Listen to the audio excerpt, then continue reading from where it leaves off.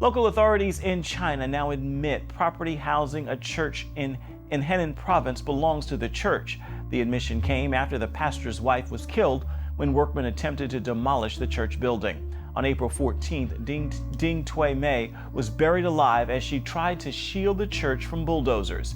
China's aide, Bob Fu, said authorities made the right decision to resolve the land dispute, but he says those responsible for Ding's death must be held accountable and a fair investigation must be conducted for justice to prevail.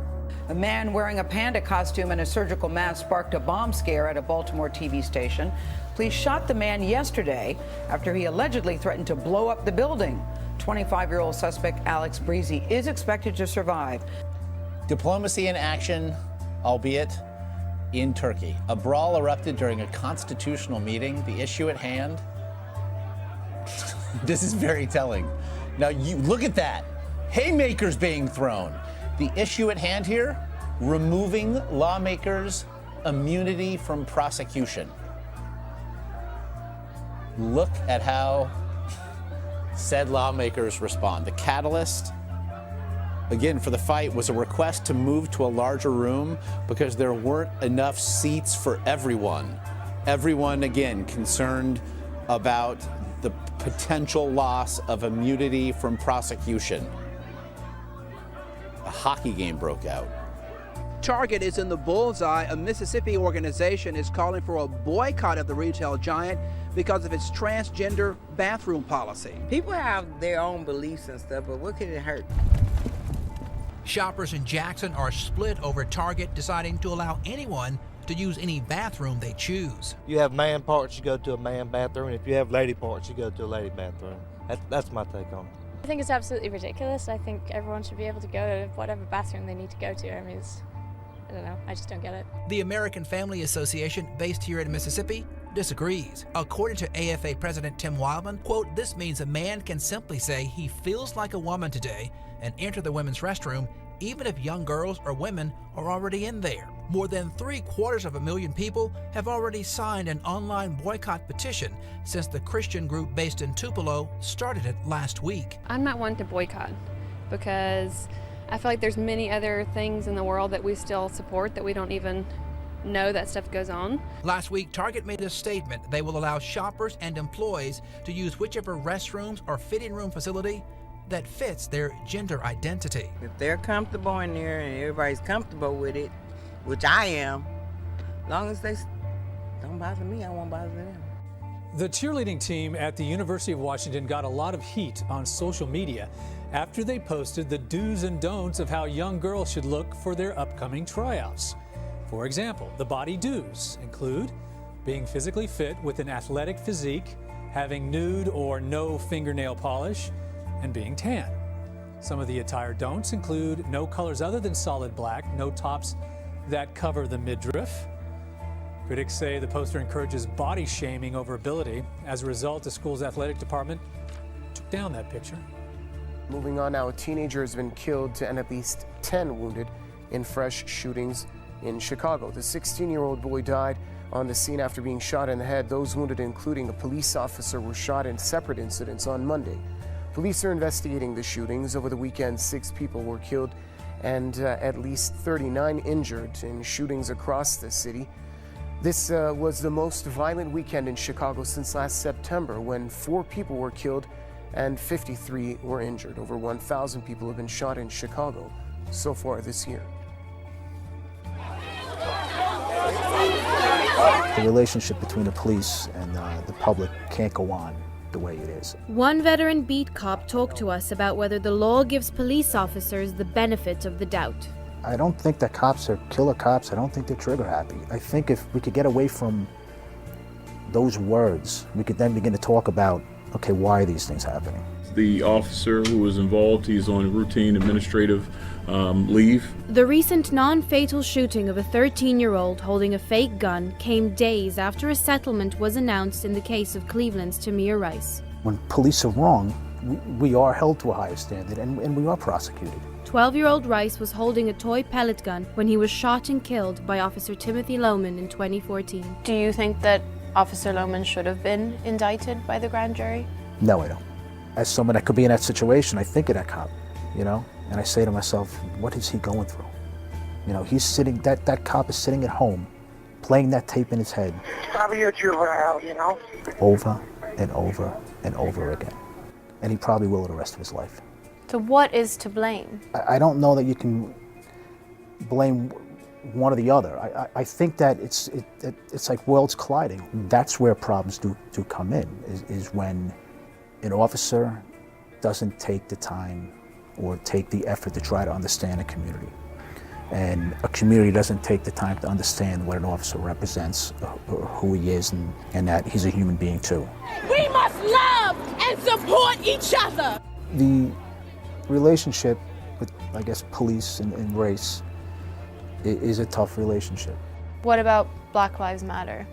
Their protests have garnered a lot of attention over the past few months. It did, and every life matters.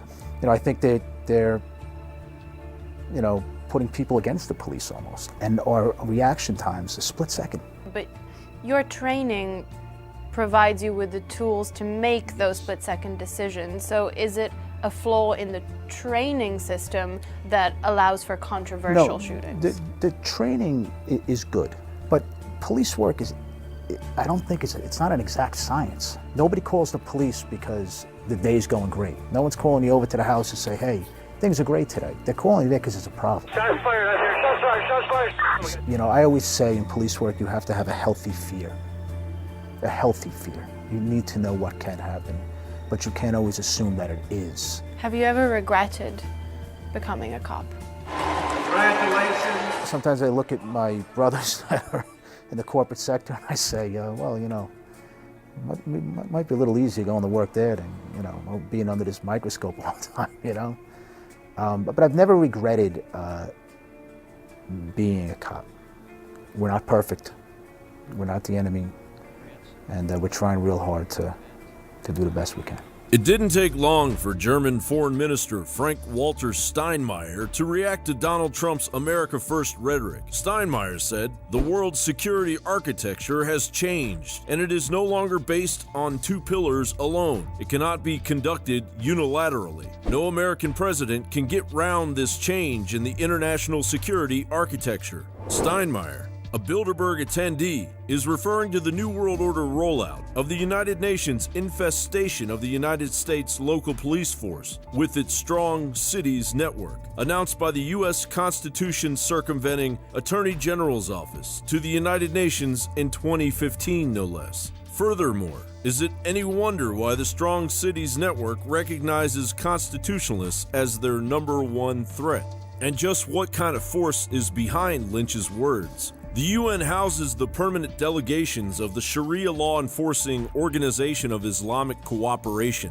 The OIC, as it's known, is overseeing the cancerous expansion of Sharia law with the assistance of the United Nations, the EU, and the federal government of the United States, utilizing waves of immigrants to force European and American cities to submit to the eventual one world order. The OIC is based in Astana, the capital city of Kazakhstan. Astana is a planned 21st century New World Order city by all accounts, meaning its array of one world government promoting structures were built with the Kazakhstan's petrodollars to act as the headquarters for the emerging New World Order takeover. Kazakhstan is led by Nursultan Nazarbayev, by all accounts a human rights violating dictator that has ruled over Kazakhstan for nearly 26 years. Under Nazarbayev, as CBS reported in 2011, severe limits on political freedoms and freedom of speech, detainee and prisoner abuse, arbitrary arrest and detention, particularly of government opponents, lack of an independent judiciary, pervasive corruption, discrimination and violence against women, and trafficking in persons are typical of Nazarbayev's rule. A recent New York Times story claims Nazarbayev's regime has been paying Washington, D.C. think tanks to issue glowing reports on the country that largely ignore its glaring shortcomings in political freedom and human rights, and that the Nazarbayev regime has even been alleged to have made illegal payments to as yet undetermined members of Congress seeking to gain their favor. Basically, a 21st century occultic hub run by a New World Order dictator with his hands in the pockets of your elected leaders, is the epicenter of the Islamic Sharia movement exploding in Europe and quietly invading the United States. Should Sharia law be over the U.S. Constitution? Yes, the U.S. Constitution, which is made by people, and the Sharia law is made by Allah, so that is all the way above. That has to be definitely in the land, not for the America, for the whole world would be above. So that should be above the U.S. Constitution? Yes. This isn't a drill. The engineered collapse of civilization is well underway. Studies show millennials are less religious than their parents ever were, and that's a cause for concern among some of America's leaders. Despite our Judeo-Christian roots, fewer Americans are identifying as Christians, while the number of Americans with no religion is growing at a record pace. Pew Research first surveyed more than 35,000 Americans about their religious views in 2007, then repeated the study 7 years later. During that time, those who call themselves Christians dropped nearly 8%, driven by declines among mainline Protestant and Catholic congregations.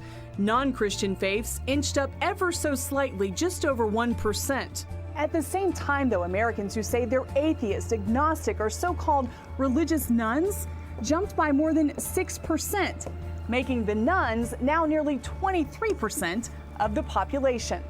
3 Christian U.S. senators, 2 Democrats and 1 Republican, recently talked about this change and the role faith plays in their jobs as elected leaders.